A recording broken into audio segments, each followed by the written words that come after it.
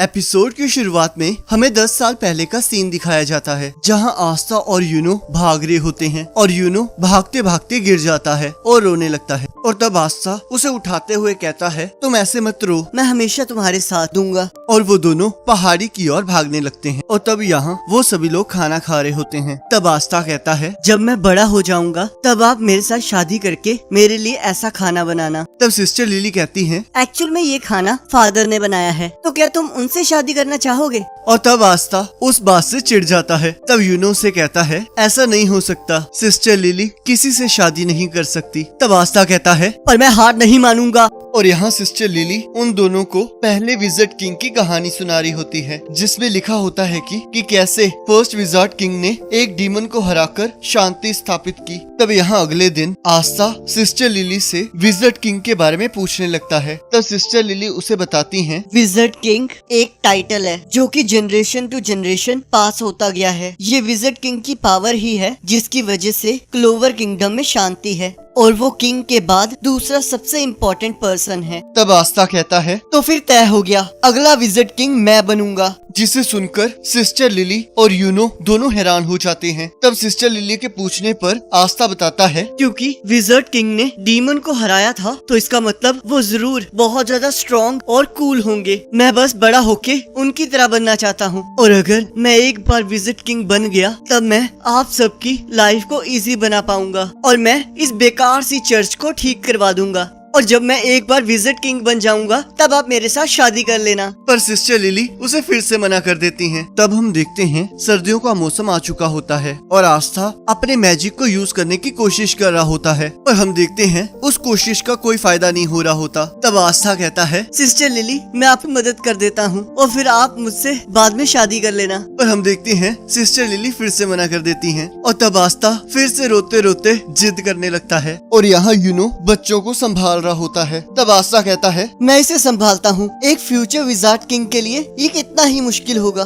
और हम देखते हैं आखिर में सिस्टर लिली ही उसे चुप करवाती हैं। पर तभी फादर वहाँ आ जाते हैं और यूनो और आस्था में से किसी एक को एक काम करने के लिए कहते हैं, और आस्था ये काम करने के लिए काफी एक्साइटेड होता है। तब फादर वो काम यूनो को करने के लिए कहते हैं और कहते हैं, ये बहुत इम्पोर्टेंट लेटर है, तो मैं इसे आस्था को नहीं दे सकता, तो चुपके से ये काम तुम कर लो। मुझे साथ के विलेज के मेयर से मिलना होगा, क्योंकि हमें सर्दियों के लिए खाना चाहिए। तब यूनो उस लेटर को लेकर वहाँ से चला जाता है। तब रेखा आस्था से कहती है, तो अगर तुम मैजिक नहीं यूज कर सकते तो कम से कम लकड़ियाँ ही काट दो, आखिरकार तुम कुछ तो काम आओ। जिससे आस्था चिढ़ जाता है। और यहाँ हम देखते हैं एक बार ऑनर एक पर्सन के पास पैसे ना होने की वजह से उसे बाहर निकाल देता है। पर तभी यूनो वहाँ से गुजरता है और उसके पेंडेंट को देखकर वो आदमी मुस्कुराने लगता है। हाँ, यूनो उस लेटर को सक्सेसफुली डिलीवर कर देता है। तब वो पर्सन यूनो को रोक लेता है और यहाँ सिस्टर लिली यूनो की फिक्र कर रही होती हैं। तब वो पर्सन यूनो को मारकर उसका पेंडेंट ले लेता है और यूनो रोते रोते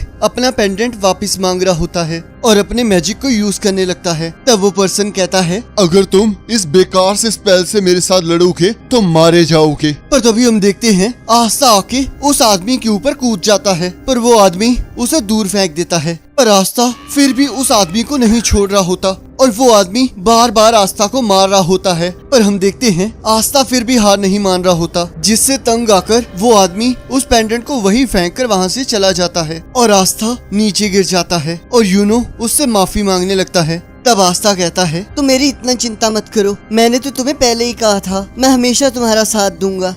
और यहाँ प्रेजेंट में यूनो सोच रहा होता है, तुमने हमेशा वो किया है जो हम कभी सोच भी नहीं सकते। और यहाँ रेवची कह रहा होता है, तुम्हारे पास तो कोई मैजिक ही नहीं था, तो तुम्हारे पास ये ग्रीम वॉर कैसे आई? आखिरकार तुम हो क्या? और तब रेवची अपनी चेन से आस्था के ऊपर हमला करने लगता है और आस्था अपनी तलवार से उसके मैजिक को काट देता है और अपनी पूरी पावर से उसके ऊपर हमला करने लगता है और कहता है, चाहे मेरे पास कोई मैजिकल पावर ना हो, पर मैं फिर भी विजार्ड किंग बन के रहूंगा और कभी हारना मानना यही मेरा मैजिक है। और उसे दीवार में पटक देता है और कहता है, मैंने हमेशा अपनी बॉडी को ट्रेन किया है, तो आखिरकार वो आज मेरे काम आ ही गया। और हमें फिर से पास्ट का सीन दिखाया जाता है, जहाँ यूनो आस्था से माफी मांग रहा होता है। तब आस्था कहता है, ये तो कुछ भी नहीं है, तुम्हारे तुम्हारी इसमें कोई गलती नहीं है और मैं विज़र्ड किंग बनके तुम्हें और बाकी सबको बचाऊंगा और तुम्हें किसी चीज की भी चिंता करने की जरूरत नहीं पड़ेगी और मैं सभी को ये प्रूफ कर दूंगा, चाहे आप गरीब हो या फिर अनाथ, आप फिर भी विज़र्ड किंग बन सकते हैं। कोई भी ये कर सकता है अगर कोई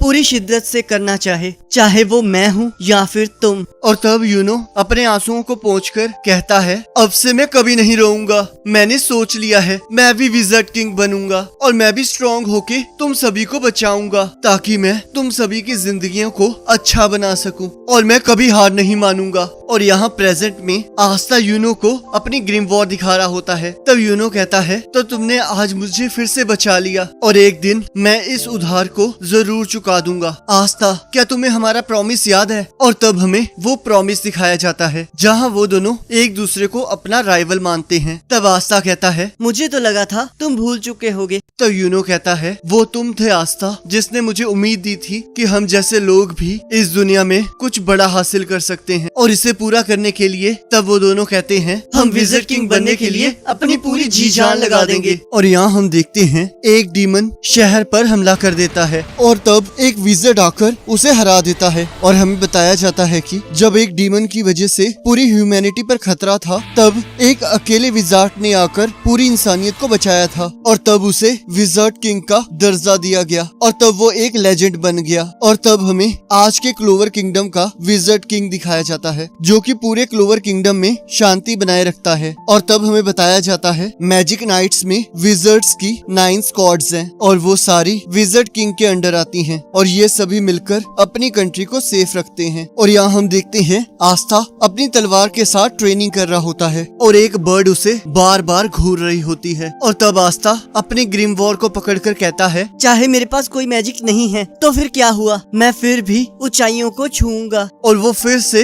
अपनी तलवार को पकड़कर ट्रेनिंग करने लगता है और कहता है, मुझे पूरा यकीन है कि यूनो भी अपनी स्पेशल ट्रेनिंग कर रहा होगा तो फिर मैं भी पीछे नहीं हट सकता। तब हमें बताया जाता है कि आस्था मैजिक नाइट एंट्रेंस एग्जाम के लिए तैयारी कर रहा है जो कि अब से 6 मंथ्स बाद क्लोवर किंगडम के रॉयल कैपिटल में होगा। और यहाँ यूनो भी तैयारी कर रहा होता है और कहता है, मुझे थोड़ी और प्रैक्टिस कर लेनी चाहिए, मुझे पूरा यकीन है कि वो भी ट्रेनिंग कर रहा होगा। और तब यहाँ ग्रीमोर टावर में फादर कहते हैं, यूनो का तो मुझे समझ आ रहा है, पर क्या आस्था को भी इस एग्जाम में अलाउ करना सही रहेगा? तब ग्रीमोर टावर का ओनर कहता है, अगर वो करना चाहता है तो इसमें कोई बुराई नहीं है। हमारे साथ और भी यहाँ के बच्चे थे पर लगता है वो लोग एग्जाम देने से डर गए हैं। पर फादर फिर से बार बार वही सवाल पूछ रहे होते हैं और ग्रीमोर टावर का ओनर सेम आंसर दे रहा होता है और कहता है, अब मुझे समझ आया कि अगर आस्था रॉयल कैपिटल चला जाएगा तो तुम्हें अकेलापन महसूस होगा। तब फादर कहते हैं, ऐसी कोई बात नहीं है, हमें पता है कि आस्था फेल होने वाला है तो फिर इस एग्जाम में पार्टिसिपेट करने का क्या पॉइंट, और बाकी बच्चे भी तो